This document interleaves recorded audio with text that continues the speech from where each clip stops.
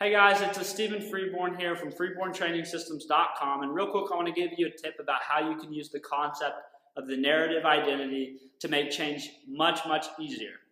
And the narrative identity is basically based on the story that we tell ourselves about our life, based on past experience, present experience, and then what we imagine our future to be like.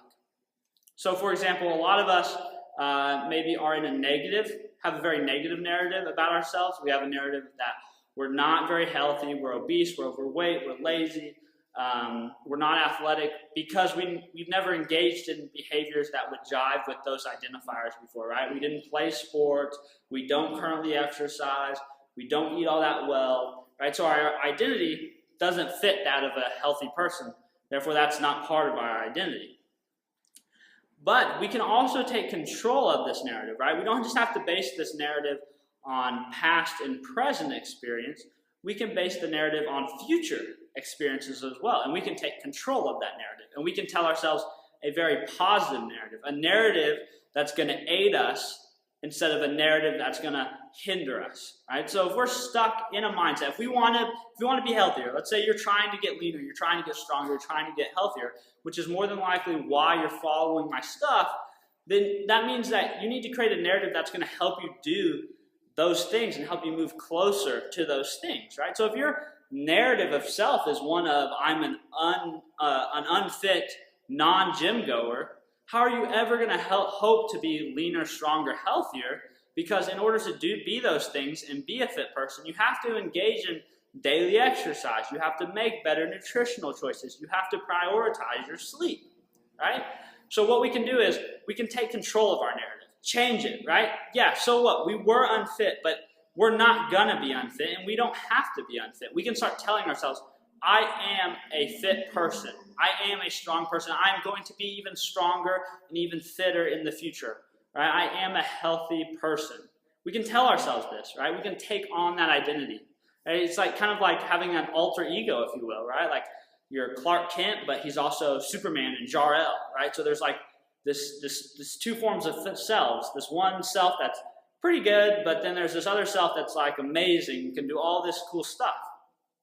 So you can kind of think of it the same way, right? There's you now, which is kind of, the person you're maybe not real happy with. You love yourself, and I want you to love yourself because you're still an awesome person now, and you have been an awesome person, but maybe you feel like you haven't reached your potential and you've got better places to go and better things to do. That's fine, right? So the way we can take control of this narrative is let's identify who our best self is. Let's tell ourselves the narrative of our best self, right? So get out a piece of paper and answer the question, what is your best self, or who is your best self? Right? For example, for me, I would describe that as someone who's kind, caring, empathetic, who's disciplined and committed. Right? So that's part of my identity. That's my best version of self.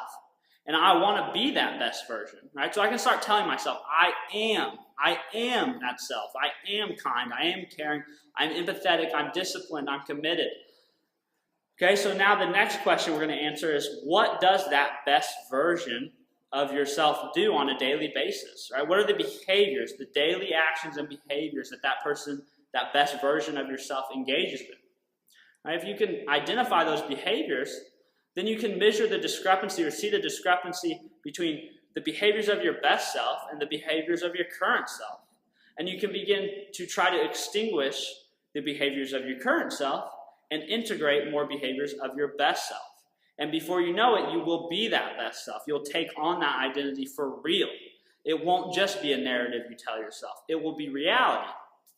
So I know it sounds like I'm trying to tell you to lie to yourself or make yourself delusional.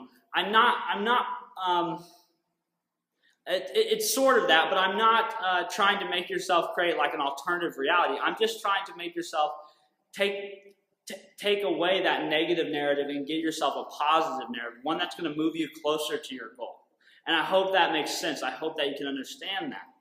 And I really think that if you do this exercise, if you do sit down and think about who your best self is, who is that person you're wanting to become, and you can line up the behaviors that best self does, and then you can see, what do I need to do? What things do I need to work on in order to move myself closer to that? So like I said, answer those two questions. Who's your best self?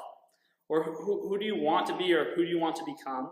And then write down the behaviors that that best version of yourself does. And then start working on those behaviors. Take on that identity. Tell yourself that narrative that that's who you're going to be and that's who you are. And then start working on those behaviors to actually make it happen, make it a reality. I hope that helps. And if you want me to elaborate or if you want to talk about this more, please reach out. I'm always happy to discuss these things a little further.